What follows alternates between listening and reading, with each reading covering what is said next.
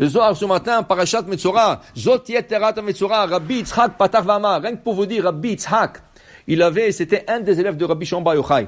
Et Rabbi Yitzhak, il avait un grand mérite. Il a vu comme quoi il doit quitter ce monde. Il était triste. Il a vu le jour qu'il doit quitter ce monde. C'était dans la semaine qu'il doit quitter ce monde. Il est parti voir son maître, il était triste. Rabbi Shimon Bar Yochai dit, qu'est-ce que tu as? Il dit, ça y est, cette semaine, il va quitter ce monde. C'était un grand tzaddik. Rabbi Shimon Bar Yochai dit, tu veux vivre? Tu restes chez moi à la maison, tu bouges pas. Alors il dit, comment? Il dit, tu restes chez moi à la maison, tu sors pas de la maison. Il lui a fait rentrer dans la maison, il a fermé la porte. Il dit, écoute-moi, il y a quelqu'un qui va venir taper sur la porte, tu n'ouvres pas. Il dit, même s'il pleure, même s'il crie, tu n'ouvres pas. Wacha, ok Rabbi, ok. Il est rentré, il a commencé à étudier, il y a quelqu'un qui tape à la porte. Il répond pas. Le gars, il tape plus fort, il répond pas. S'il vous plaît, ouvrez. J'ai besoin de la tzedaka, s'il vous plaît. Il a été tenté, il voulait ouvrir. Rabbi Shimon Bar Yochai dit, je t'avertis, tu n'ouvres pas. L'autre, il pleurait, avec des pleurs, ça déchirait le cœur. Il lui dit, tu n'ouvres pas. Fais attention, il n'a pas ouvert. Il n'a pas ouvert jusqu'au soir. Le gars, il tapait jusqu'au soir. Qui c'était le Satan? Il est venu lui prendre son âme. Rabbi Shimon Bar Yochai dit, si tu restes avec moi, collé avec moi, quand il va partir Rabbi Shimon Bar Yochai, tu vas partir avec lui. Il est resté comme ça 20 ans de plus. Fermé. Non, il est resté collé avec lui. Là où est-ce qu'il allait, il allait avec lui. Le koach, la force de Rabbi Shimon Bar Yochai, 20 ans il a gardé dans ce monde. Même le Satan, il ne pouvait pas s'approcher de Rabbi Shimon Bar Yochai. Pour vous dire, le Zohar, c'est extraordinaire. Alors là, l'enseignement de ce matin, c'est de Rabbi Yitzhak. Ce Rabbi Yitzhak, c'est son enseignement. Qu'est-ce qu'il dit Rabbi Yitzhak?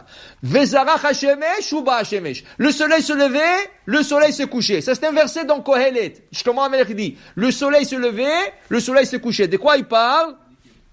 Ça, c'est la neshama d'une personne. Quand elle rentre dans ce monde, c'est le soleil qui se lève. Quand elle quitte ce monde, c'est le soleil qui se couche. Okay? Alors il dit ici, ça c'est au moment bizimna denafik barnash ma'e alma vishtakach bitshuva. Quand le soleil se couche et la personne a fait tchouva dans son vivant, il était dans le droit chemin, il volait pas, il montait pas, il faisait le kasher, le shabbat, le kippour, le pesach, tout ce qu'il faut. Alors il dit ici que din el mekomo shoef, le soleil retourne à sa place. Qu'est-ce que c'est le soleil retourne à sa place? Regarde, le soleil se couche ici, mais il va éclairer en Israël. Et quand le soleil se couche en Israël, elle va éclairer en États-Unis. Ça veut dire que le soleil ne se couche jamais. Elle se couche dans un endroit, mais elle va éclairer un autre endroit. La même chose, celui qui a fait Bitchouva, il a quitté ce monde. Sa neshama a quitté que ce monde. Mais elle est en train, aujourd'hui, mais elle est en train d'éclairer dans l'autre monde. Vient Rabbi Yitzhak et il nous enseigne. Sachez une chose, la Teshuvah, quand une personne, la neshama d'une personne quitte dans ce monde, la teshuva peut tout expier. La teshuva blanchit la neshama, elle monte pure vers Akadosh Baruch Hu pour éclairer dans notre monde. Mais il y a un péché où Akadosh Baruch Hu ne pardonne pas. C'est Motzi Shem Ra. Alors expliquons. Dans le Lashon Hara, dans la médisance, il y a même 3 et 4, mais 2 parties principales. Il y a Lashon Hara, il y a Motzi Shem Ra. Et la différence, la shonara, c'est quelque chose que tu as vu toi-même et tu le rapportes à ton ami. Tu n'as pas changé même pas une virgule, même pas un détail. Tu l'as rapporté tel que, mais tu n'avais pas à le répéter. Tu as vu Reuven en train de faire un péché, il est rentré dans un restaurant, il a mangé non kosher. Et tu es en train de dire à ton ami, Haïm, j'ai vu Reuven, il est rentré dans un restaurant, il a mangé non kosher. Ça c'est la shonara. Mais c'est vrai. Tu l'as vu, et tu l'as vu même manger, c'est pas qu'il est rentré à la toilette, il est sorti et tu lui as... Non. Ça s'appelle la shonara. Mais il y a une deuxième partie plus grave que la shonara. C'est Motzi Shem Ra. Qu'est-ce que c'est Motzi Shem Ra? Tu as vu comment Yaakov est rentré à McDonald's et il est sorti. Quand tu l'as vu, tu dis, celui-là, il est parti manger là-bas. Tu vas chez Haïm, il dit, Haïm, tu sais que Yaakov, il mange à McDonald's? Quoi, tu l'as vu? Oui, je l'ai vu. Alors, ça c'est Motzi Shem Ra. Qui c'est qui t'a dit ça? Est-ce que tu l'as vu manger? Tu l'as vu sortir, mais tu l'as pas vu manger. Alors, dans ce cas, tu lui donnes une mauvaise renommée pour quelque chose que peut-être il n'a pas fait. Ça, dit Rabbi Yitzhak ce matin dans le Zohar, la Neshama ne peut pas se purifier de cette chose. Parce que tu as attaché le renommée de ton ami, ton âme est tachée dans le ciel et la tchouva que tu as fait dans ce monde n'arrive pas à expier le motzi shemra. Une fois, il y avait une personne, il est venu chez un rabbin. Il lui a dit, rabbin, toute ma vie, je parlais la shonara, motzi shemra, j'ai tout fait comme péché, j'avais cette yetzerara, et je vais faire tchouva shlema.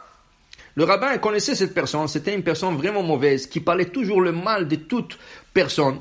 Qu'est-ce qu'il lui a dit de faire? Ok, tu veux faire tchouva, il n'y a aucun problème. Tu prends un sac, et tu remplis ce sac avec de plumes. Et quand le sac est plein de plumes, tu viens chez moi me voir. L'autre, il a dit, mais qu'est-ce que ça avoir le sac de plumes? Et le rabbin, il dit, il faut faire. Il est parti, il a rempli un sac bien rempli de plumes. Le rabbin, il dit, ok, ça c'est étape numéro 1. Étape numéro 2. Tu montes sur le toit de la maison et tu attends qu'il y a un peu de vent et tu vides le sac au vent et laisse toutes les plumes s'éparpiller dans la ville. L'autre, il croyait que le rabbin lui va dire, voilà, tous tes péchés sont éparpillés, sont dispersés, et voilà, tu es propre, net, comme ce sac qui est vide.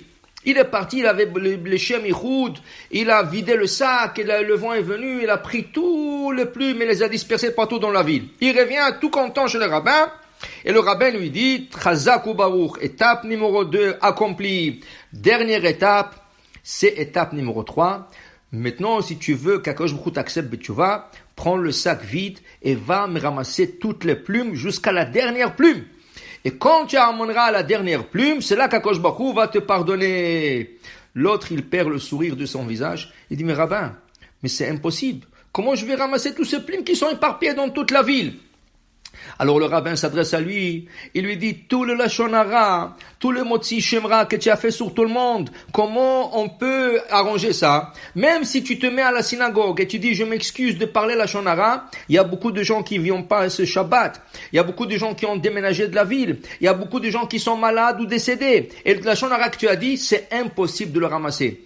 Pour te dire, le roi Salomon, il te dit, David Amelech aussi, Netzor leshoncha mera. Garde ta bouche, ne dis pas du mal, parce que du mal, deux fois, il est irréversible. Surtout pas, dit Rabbi Yitzhak dans le Zohar ce matin, surtout pas, motzi shemra, dire de quelqu'un quelque chose qu'il n'a pas fait. Baruch Adonai Leolam, Amen ve Amen.